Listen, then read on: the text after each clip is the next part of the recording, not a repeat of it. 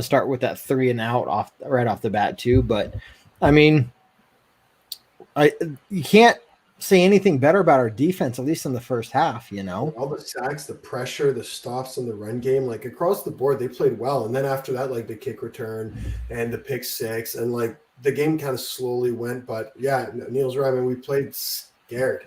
Like you're afraid. Like I remember coaching 14-year-olds that were playing the best team in the league, and like before we even started, they were shaking. Yeah. Like the game, we have all the talent, all the capacity to win, but before the games, they're in their heads. And like I like the discussion we had during the game in our team chat about like Fangio. It's like he had no sort of like emotion with these mistakes and stuff. It was like, what did you expect to lose? Did you walk in here and say, yeah, we're probably gonna lose, we'll do our best, we'll see what happens. And like you start to lose, like, that's what we expected. Like right. I just don't agree with that mentality. Like it doesn't matter how good the other team is, you play your game and you play to win. And like if you come in scared, like this is exactly what's gonna happen over and over again. Yeah, absolutely. And I think that some of that was expressed. You heard some of the tensions expressed between offensive and defensive players after the game, which wasn't a great surprise. But it's, even at a certain point in the third quarter, when you're down, we were down like 24-9 at that point or something. We still had more first downs than the Chiefs had on the day. It was like 10-9 in favor of the Broncos. And at that point, you're just looking at the scoreboard and you're looking at how the team has played, and you say, if we hadn't done these things to ourselves, we'd still be in this game. The one stat I read this week, since the beginning of the 2018 season, we've allowed more kick returns or punt returns for touchdowns than any other team in the league. Really? I think that's one area that's been crying out for a coaching change. For our special teams really needs like the plastic surgery makeover, because we haven't had anything there that has been solid with that. And that is such a good part of the game that doesn't get enough.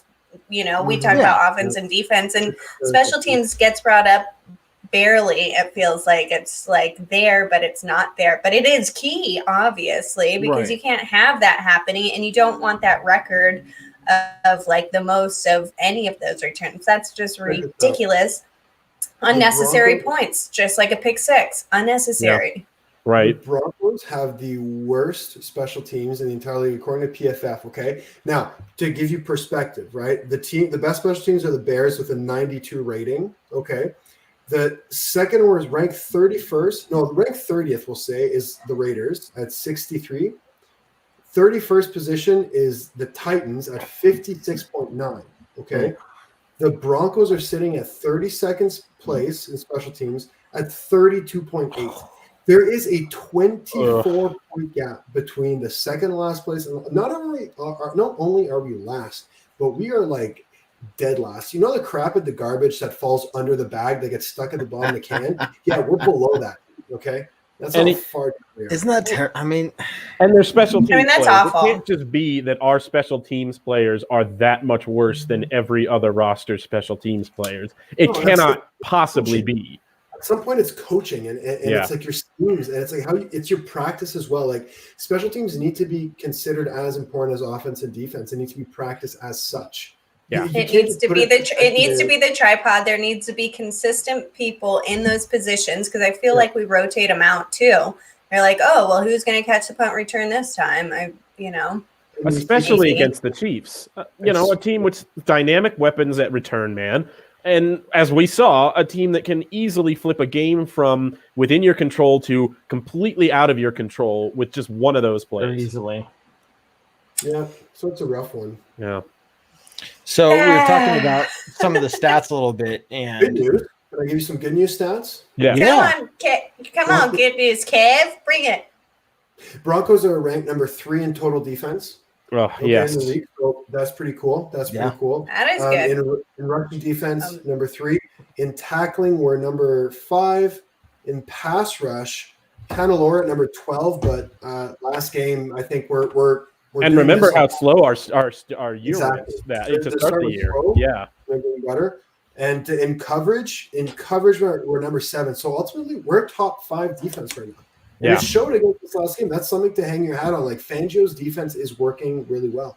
the problem is this young offense that is, good Lord, still struggling. We're 31st in overall offense. Yeah. So let me ask you this though: and Matt, you already listened to the podcast, so you can't answer. But how many third down conversions did the Chiefs get? Go ahead, and take a guess. Well, I happen to know the answer also, so I don't want to. Ayla, how many David, down conversions? David, just tell it. 0. Big fat They got zero. 0 out of 8 third downs. They didn't get a single third down conversion. It's no one. I mean, at this point, the defense is doing more than what they should be asked to do, and that says a lot about where the offense is. And you can blame these injuries and whatnot, but at some level, you have to play aggressive, but you have to play smart. And what we're missing is that smart part. Yeah, we can throw the ball down the field as much as we want. We can do fancy flea flicks and whatever, but if we're not being smart about it and if we're not executing, it doesn't matter what the hell. The offense can go out there and just stand in place, Right.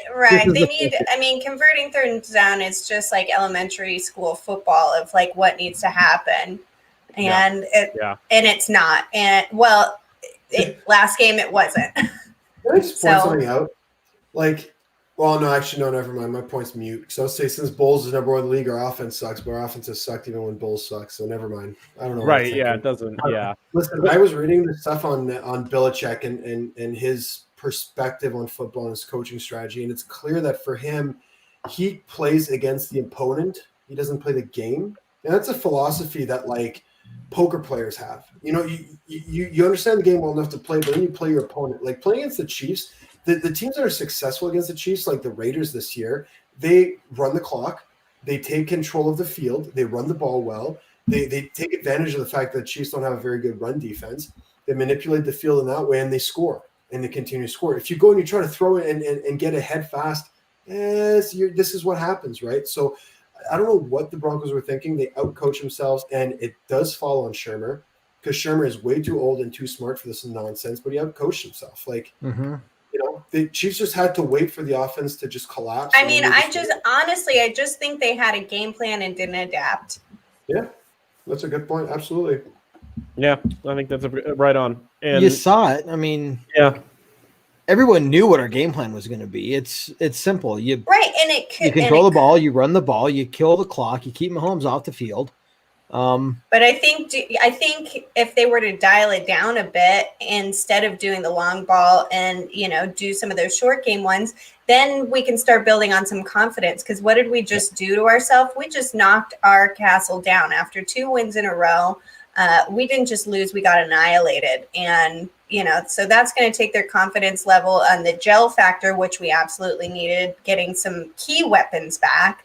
And then, this week is going to have to be a building week in practice. They're going to have to, hold hands and do kumbaya together to actually start forming some sort of camaraderie and start working together a little bit. Yeah. The Dolphins this week?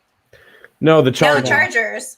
Right. Oh, man, I'm all over the place. And they're at home. And they're at home, so we can do it again, and they don't have to travel. And so that can, that should work in our favor. Yep. Chargers, it's going to be awesome, going against a young quarterback as well.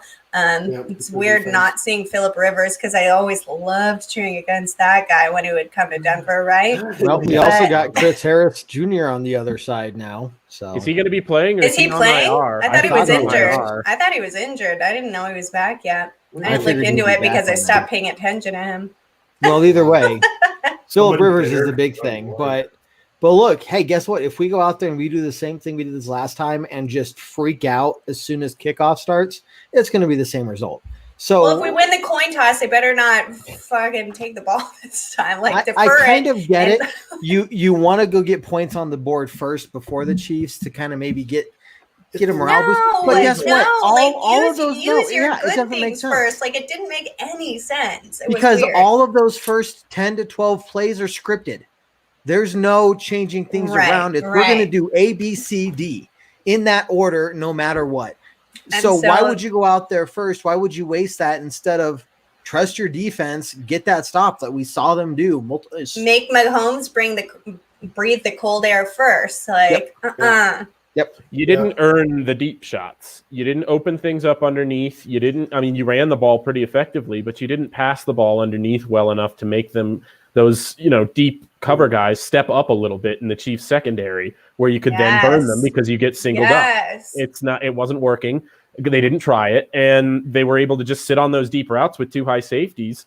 And when they did try to pass underneath, they read it the entire way and they read it. Oh man, they read it like a kindergarten book. Because we're going to play the same one, the same game plan, and we have to play the same defensive planning as the Chargers because, like, Justin Herbert is he's a better looking version than Trubisky, but he's got a cannon of an arm and he passes it deep, and he's got that ability. So we play the same way we play against Mahomes. Got a good chance on defense again and just shut down this offense. But the Chargers defense is very strong, man. Joey Bosa, Melvin Ingram, the linebackers with Murray as a young guy is doing well. The corners and the DBs, Harris is hurt and Derwin James is hurt. So that's something we can take advantage of. But, man, we got to change up this game plan a bit to just, chill the fuck out. Right, have some adaptability to the circumstances, and do small things to build up, like baby steps at this point. I adapted the new motto called "Little by Little" at this point in life with everything going on, and I think the Broncos need to do the same thing. Yeah. Absolutely. And, the schedule from there, I talked a little bit about it on the pregame podcast this last week, but it bears repeating now. And it's still worth talking about. God damn it, Matt. Especially because Matt's here. Right. Oh, man.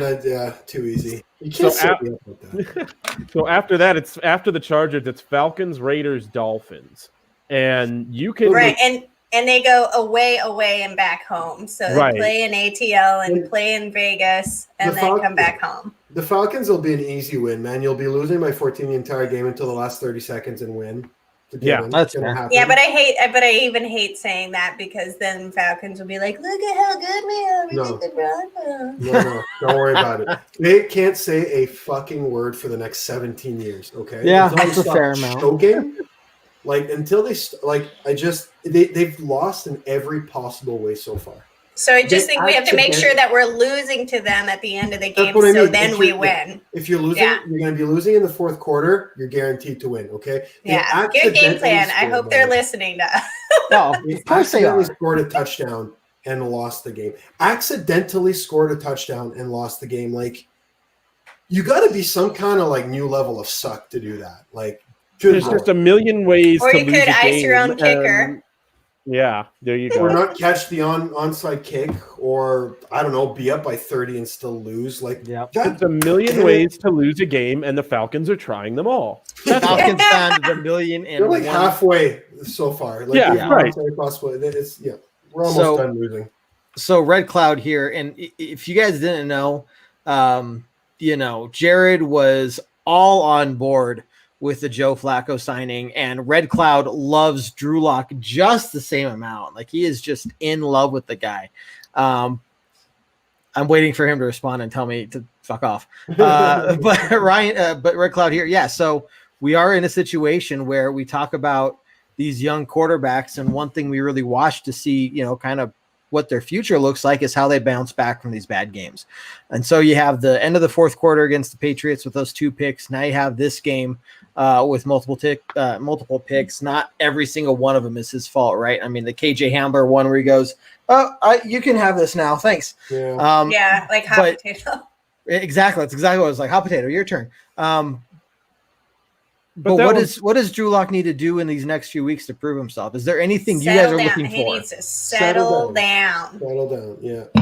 And it's hard for me to really judge Lock already because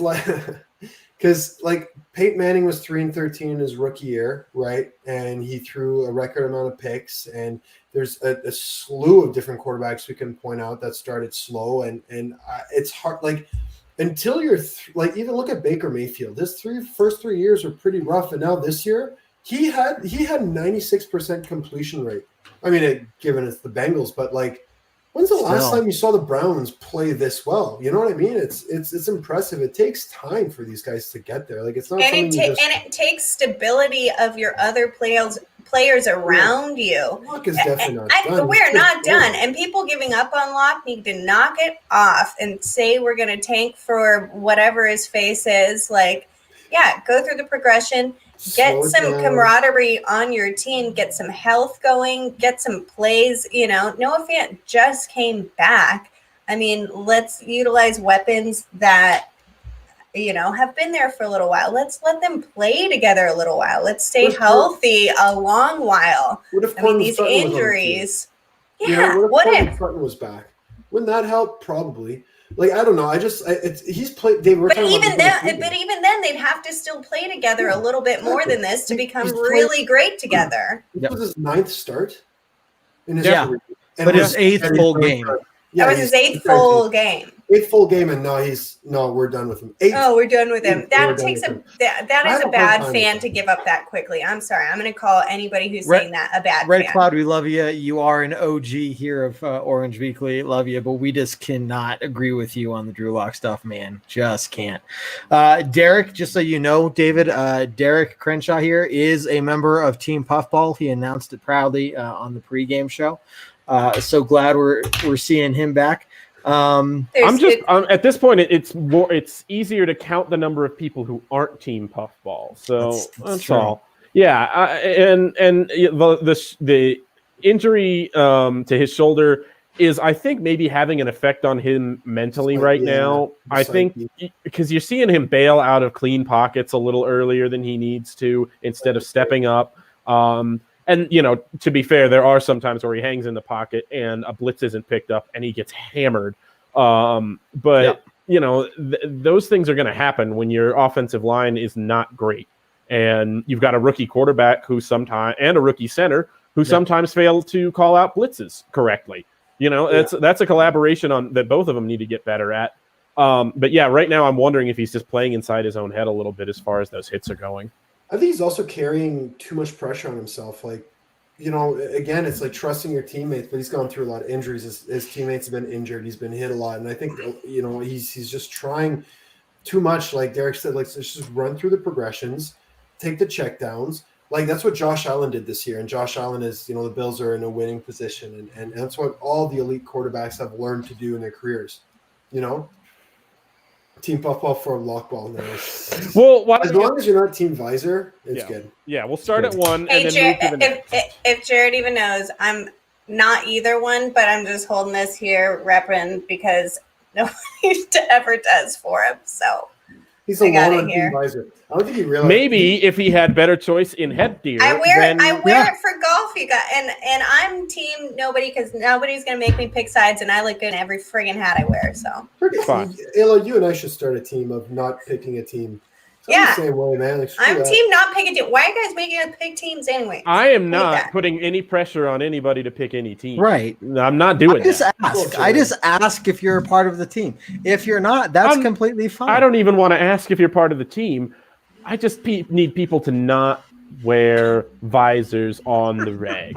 Like, that's on the reg. On the reg. Like, at a golf course, you're fine. But let's just. Well, when you have this much hair, you have to wear it on the golf course. I don't have a choice. There are acceptable situations. Right. No, he does not.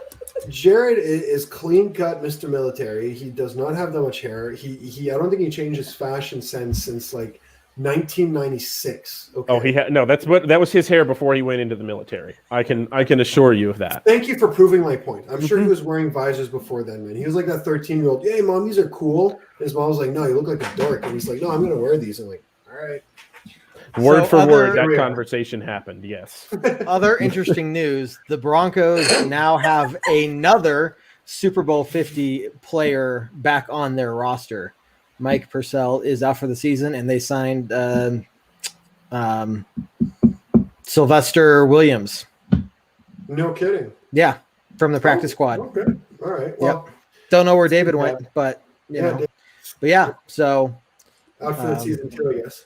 Yeah, he's out for the season, but now we have another person that was on the Super Bowl 50 roster, so that's kind of they signed him. I thought he went off, and then they would sign him back again because of the Mike Purcell thing.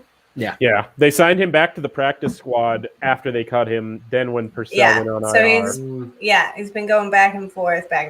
So we got him back. I always like that guy, so I'm happy about that. Yeah.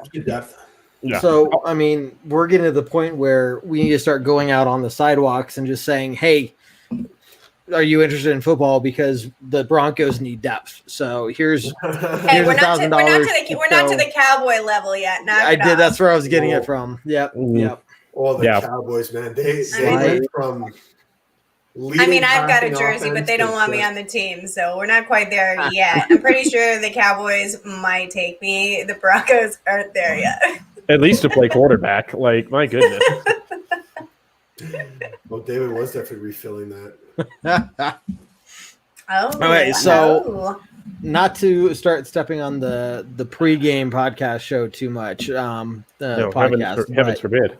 But I guess 2 and 4. You kind of talked about the next 3-4 opponents we have coming up. I mean, overall, what are you looking from the Broncos as a whole? We talked about Drew Lock and some of the offense, but where do you see this team going?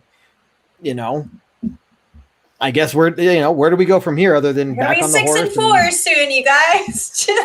I'm not saying it's impossible. I think we could beat the Raiders. It's not impossible. We can absolutely beat the Raiders in their own stadium. Wouldn't that be sweet? We could win. We have a decent chance, I think, to win all of the next 4 games. But if you want to salvage any kind of season out of 2 and 4, you got to do it now. You have to win at least 3. Yeah, this has to happen now. You can't. This is. Don't chalk it up. Get the next home game. Chargers, division and home game. Get it. That has to be a must win this weekend.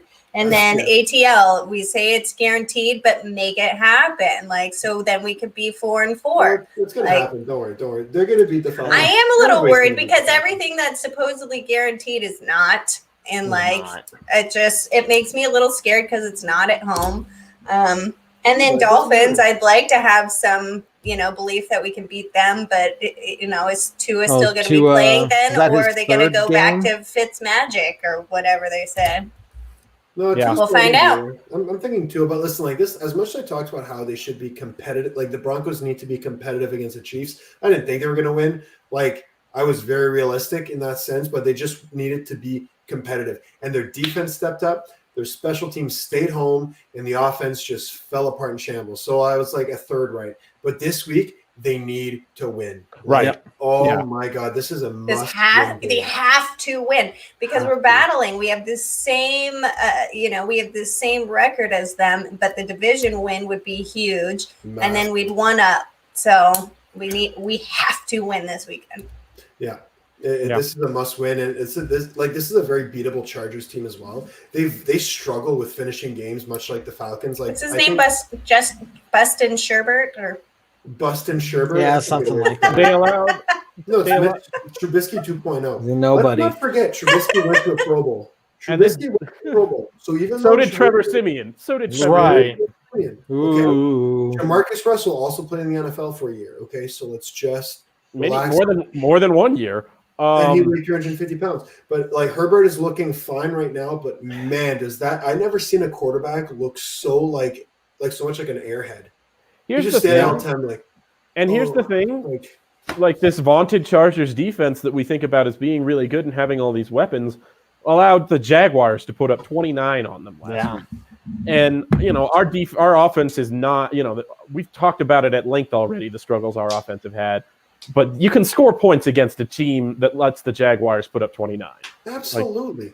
We can. And I think it will build confidence too. So that'll be the thing. They need to dial it back. They need to score a bunch of points, and we need a win so we can, lead the state on to, going to Atlanta and go win that one as well. But we need the confidence coming back, and that's only going to happen if we can get some points on the board. I mean, touchdowns have to happen. This is football. You will score touchdowns to win games, period. Yeah. So I guess if you're Drew Lock's quarterback coach and you're telling him what he needs to hear before going into this next game, what do you tell him? Take the check down, relax, go through your progressions, and fucking take a deep breath, man. Just stop trying to hit the deep ball every play. This isn't Madden.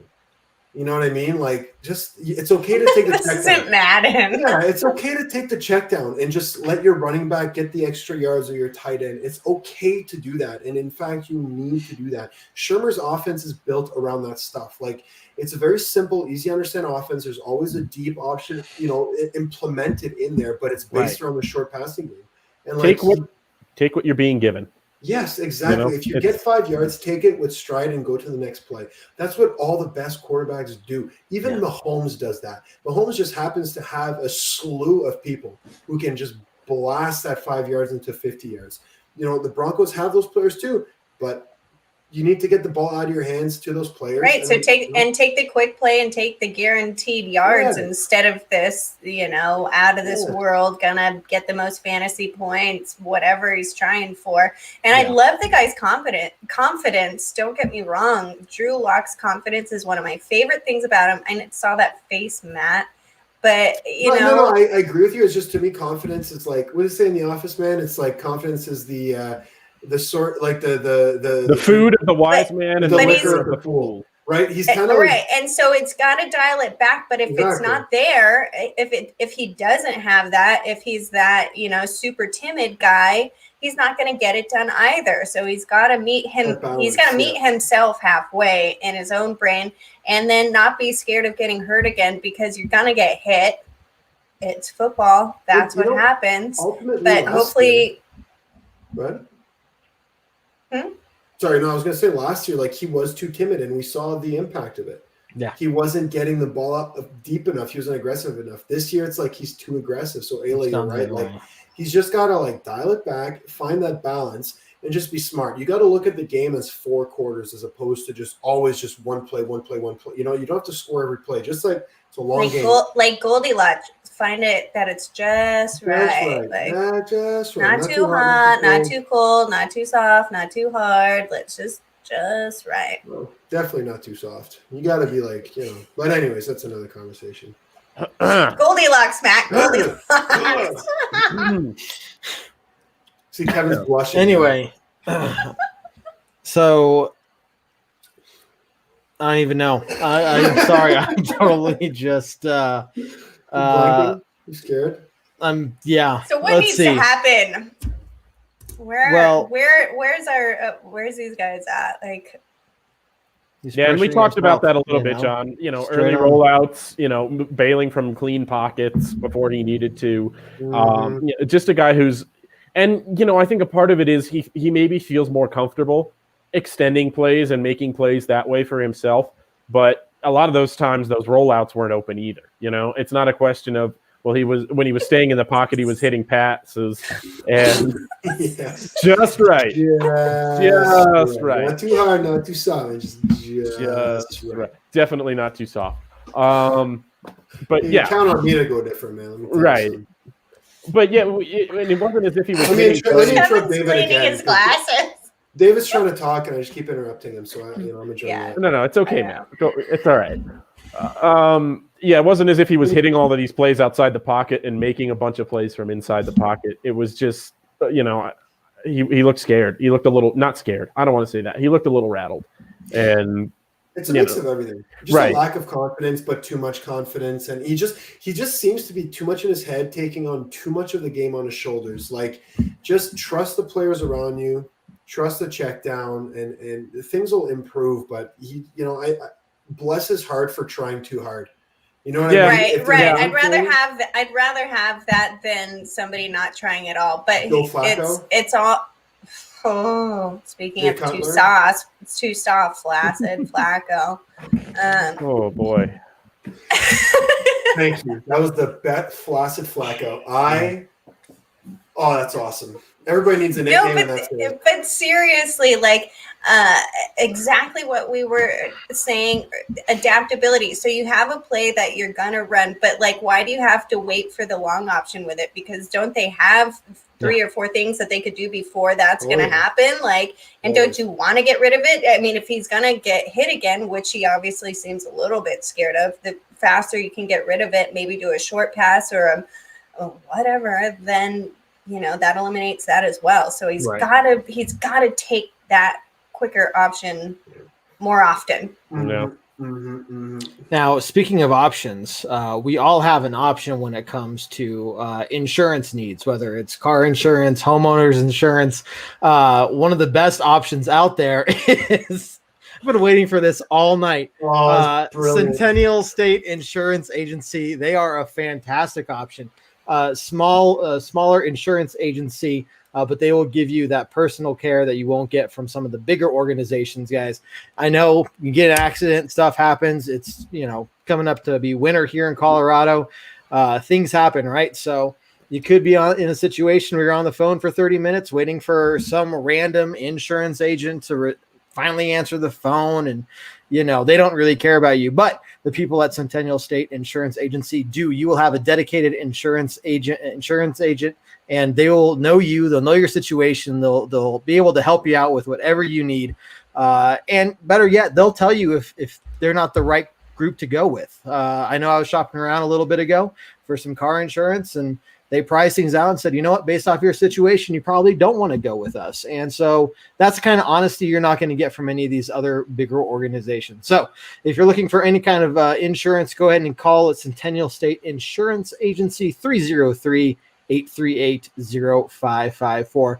Also, probably one of the smoothest transitions I've had yet. So really, really professional stuff there, Kevin. Like that? That was smooth. It only took you 5 weeks, 6, and you only had to get their phone number wrong a bunch of times. And twice. I'm glad you finally got here, because it's been a work in progress, man. Let me tell you. You know what else is a work in progress? Me and Kev. Yeah, speaking of a segue. Me and Kev. Work in progress. Absolutely. Yes. Me and Kev, we will be not broadcasting, but calling the Falcons-Broncos game from Colorado Cork and Keg on November 9th. We will be doing that live. So if you want to turn off the lame commentators on CBS or Fox or whoever's going to be on there, it doesn't really matter. They're not going to be as good as us.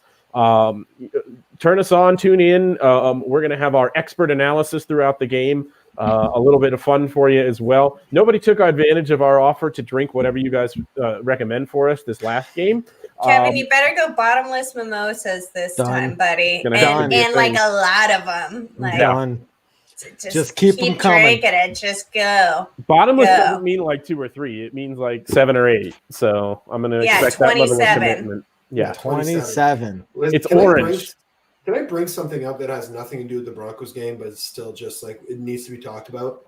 Absolutely. Did you guys see the DK Metcalf rundown of Budda Baker after the pick in the Seattle game? Kev, you didn't see that? Okay, let me run it down for you. Oh my God. They're on the goal line, right? Russell Wilson throws a ball like a quick out, gets picked off by Budda Baker. Awesome safety with the Cardinals, right? Yep. Budda, he starts from the 5-yard line, I think, and he just takes off. Right? Really? It's like clear pick 6. Nobody's in front of him. Yeah. Nobody's in front. He's wide open. DK Metcalf took off from the goal line, sprinted down the field, so fast, and looked like he was 2 feet taller than him when he did it, right? DK Metcalf is 6'4", 230 pounds, and he ran down Budda Baker across. Like, look at the highlight, man. It is. Dude, he's ridiculous. So fat. It was ridiculous. The way he closes on that guy, the speed, and like the way he starts, and you're like, "Wow, Budda Baker's really running fast." And then you see DK Metcalf. No, and he didn't even turn it on from the very beginning. He took a minute to process. And he's like, "Oh, gotta make this happen." Right, and then he's gone. It was insane. I've looked at him. It's insane. Like his acceleration, and like the stadium was shaking with every step he took. Man, like it was just like. Oh, yeah, it was. He just took, literally, and his legs did that, cartoon thing where they spin really fast. It was insane. He's got him. 230 pounds, man. It was ridiculous. Like play of the week out of any game. DK's 4.33. Absolutely, I think he got to top speed like 60 yards in. Like I think his 40 time is not a good representation of his speed, man. It's literally like. No, he kept getting fast. He was still getting faster at the end of that run. Like just so impressive. Like I love to look at that kind of talent, man. And like, wow, I have rarely seen such an amazing effort play. Like he could have just said like, I can't catch him, but he ran him down. Just like Wow. And held him to a field goal. They didn't get he missed the field goal. Yeah. So they won that on fourth down. Like they got 0 points. Oh yeah, they went for it on fourth down. That's right. No points for that. So good effort. Great effort. I'm hoping Not it even a missed field replaces goal. that Champ Bailey interception against New England as that play that everybody shows when they talk about interceptions that should have scored and didn't. Because I'm tired of seeing Champ Bailey getting punked like that. So now, I hope that supplants that as the play that everybody decides to show. Dude, even Buda Baker was like, when you can tell he's running, he looks back, he's like, what the fuck? Like, he was slowing down like he made it too. There was audio. It's like I scored. Oh, it's so good, man. He's terrified, man. He was mic'd up. There's audio from him talking about it after the play, going, how the hell did he catch me? Just amazing. Yeah, it was insane. Go look that up. Yeah, but anyways, I'm a little disappointed that you haven't looked it up while we were just talking about it. But I've been getting some fantasy. We talked about it for way too long. But I'm getting some fantasy updates for us because I'm sure some people want to know that Ray from Razors and the Auto Draft are tied at 5-2 on the season. Because auto draft, who is changing that? They should just have to play their bye week. That's stupid. They should have to play with no players for their bye week. So dumb. Their auto draft, like they shouldn't. Oh, I'm not really. Who's changing it? Matt? I bet it's you. And guess what? He wasn't going to give me They whooped my ass this week, and it was terrible. I beat him because I was doing really good. I beat him. Good for you, Kevin. Well, I didn't. You, Kevin. I beat you. So how about that? There you go. Speaking of beating me, David's team is 2-5. Oh, garbage! Tied for last. Oh yeah, absolutely terrible. Absolutely terrible. Yeah, it was Matt this week. Handed it to your auto draft team that doesn't even count anymore, Matt. Hate the player, hate the game. Listen, they should just have to play. No, they should just have to play their player bye weeks because it's computer. This one is on Ayla's radar in a big way. Ayla's doing well because radar. I was doing well. I mean, they got so many points this week. It was like, what the fuck just happened? Yeah. Auto draft kicking everybody's ass. So the projected points against me and Ray, I had projected 150. He had projected 110. He got 150. I got less than 110. So it was a weird week. But either way, Matt, Ayla, and myself and Jared actually are all tied at 4-3 there. So Jared kind of came back a little bit. I thought he was going to absolutely suck this year. But no. Here he is, guys. I'm coming for you. Okay, Jared. So that's if anyone else cares, that's our fantasy updates. I was doing fine till the fake team has somebody trading out their players for him. I mean, I was doing fine till I beat the fake team that everybody else is losing to. So and then I got better. All right, whatever. Hey, I still beat you in fantasy. You're not complaining about exactly. You barely beat me, Matt. You beat me by 2 points. A win's a win. Win's a win. This is you. I'm so scared. Hey, let's start going around the room. You should be so scared. Oh yeah, come cross the border, quarantine for 14 days, and come kick my ass. Worth it. You know what? Don't threaten me with a good time. Good Lord. I would say though that if it wasn't for the world falling apart, I would have traveled down to Colorado for this Falcons game for sure. Calling out the bar ooh. Yeah. Dave and I are going to have a good time. Maybe in 4 years. We always do. Dave and I, this will be the third time we've done it. It's a good time. I should have gotten to do it once, but got gypped out of that. Yeah. Thanks a lot, Bill Belichick. Choke. Speaking of, 2-4 the Pats. Yeah. Cam Newton getting benched. That was awesome. Yeah. Never gets old. No. I mean, things could at Broncos country. Things could be worse. I mean, could have Cam Newton. Could be the Jets. Could have Cam Newton. We could be the Falcons. I mean, there's a lot of worse things out there, you guys. So never lose faith in your team, especially when you bleed orange and blue, because this is our team. We love them. We know there needs to be improvements, but we just need time. And I think I will never not cheer for the Broncos. And I hope you guys are on board with me. So, John, we do give our score predictions for the Broncos games, mostly on the pregame podcast. Usually comes out, Thursdays, Fridays? Yeah, Thursday morning. iTunes, Spotify, Google Play, Stitcher, wherever you listen to your podcast. CNN. We're everywhere. Yeah. My car radio, Your whatever. Car radio. But yeah, so they give their score predictions there. And then if you join us about an hour before kickoff, we do a pregame show as well. And then whoever's on that will give our own score predictions. So you can hear those in those two different places. So yep. And score predictions, you guys, I've got prizes for people. We need somebody to get hit this dead on like a jackpot. Can somebody just get what's the prize? I've got they can pick. I've got a slew of things to give away. So we might as well get more entries, get more people following, more Instagram followers we can get at Orange Weekly, the more prizes I can give away. I've got tons of stuff. I've got a backpack. I've got cool socks. I've got a phone charger. I've got, you have a telescope. You give away yeah. I know. I keep that in the back so people think I'm intellectual. She's also giving away the degree on the wall too. If ever, I didn't earn that, so I can't give it away. But the telescope. So Red Cloud, when do you listen to the post-game podcast? Because that's the better one. No. Shut the fuck up.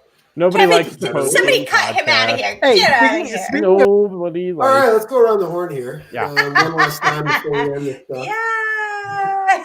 Speaking of prizes, where does it say that we can't enter ourselves? We don't have to be like every company. Forward thinking, okay? We're going to break the mold. Kevin, if you get a correct score prediction, I will send you a prize. Yes. Dibs on the telescope? The telescope is out of the... No. If it's in the shot, telescope is for me and my stargazing. You guys leave my telescope alone. Leave me and Scopey to our own scoping. Me and Scopey to your scoping, huh? All right, well. This is ridiculous. So, yeah, I love it. I love our ridiculousness we get here. Chargers you guys are amazing. To town. That, I guess, start with you. I got nothing to say. I said my piece, man. But they need to win this week. Let's go get it, David. That's it, man. Alive. I'll tell you what. It's nothing but what we've already been saying, which is that, like we said last week, you're looking for improvement by the Broncos. This week, you need to see a win. It's time to start winning games. It's time to start saving your season if you're going to save your season. I think they could do it. Let's go out and do it. Ayla. Absolutely must win. Take Bustin Sherbert and bust them up in our stadium. And defense, keep doing your thing. Offense, build a little camaraderie, a little confidence, do the short things, and score some touchdowns. Damn it. She uses it to find the Broncos wins.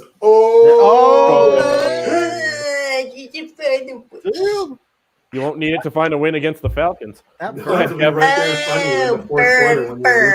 No, I think, seriously, this is a must win this weekend. And I absolutely believe in us, and I think we can do it because I bleed orange and blue. Everybody knows that. Our doctor's pretty concerned about it, but it's okay. Treatment. Actually, I'm kind of a doctor. I don't know if we've talked about this, Matt, but my name is Ayla. My name is Ayla MD, and my dad's a doctor, so I'm kind of a doctor too. Can you be kind of a doctor? It's one of those things. I think you are. You're not, but I'll let you start calling you Doc. You can. I mean, Doc Ayla. Start calling you Doc. Doc Ayla sounds good to me. I mean, what's up, Doc? Kevin's kind of tall. No, that's a stretch, Matt. I'm more of a doctor than Kevin is tall. What is happening? What you did there. Right now? Okay. We're having fun, Kevin. I know you don't know what that word means because you think you and Tanner have it, but this is what fun is. We have the most fun podcast. Get the hell out of here. We do. It's fantastic. We do. All right. Well, so the listeners will judge. So Red Cloud, no. Just no. Okay. Here's what else I have to say. I'm going to take Matt's time since he didn't use any of it. So over the next 10 minutes, we're going to go over the history of the Broncos. Okay, so you have 30 seconds before I leave. Like, that's it. Like, so here it is. So obviously, Team Visor's not here, so I've got to say it for him. We're not mathematically eliminated. In the meantime, check out all of our content, the pregame podcast, postgame podcast. Thanks for joining us here tonight. We'll see you on game day as well. And we'll be here no matter what, win, lose, or tie. But of course, this week it's going to end in a win. Ended a win.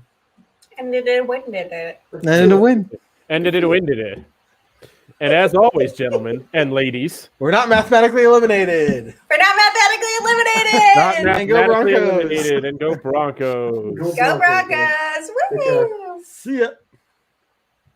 Do what I like, yeah, I do what I like, yeah, I do what I like. Sipping goose, sip is right, and I go with the flow, yeah, I go with the flow, yeah, I go with the flow, cause I know I'm the show. In the zone, here I go, in the zone, here I go, in the zone, here I go, yeah, they know I'm a pro.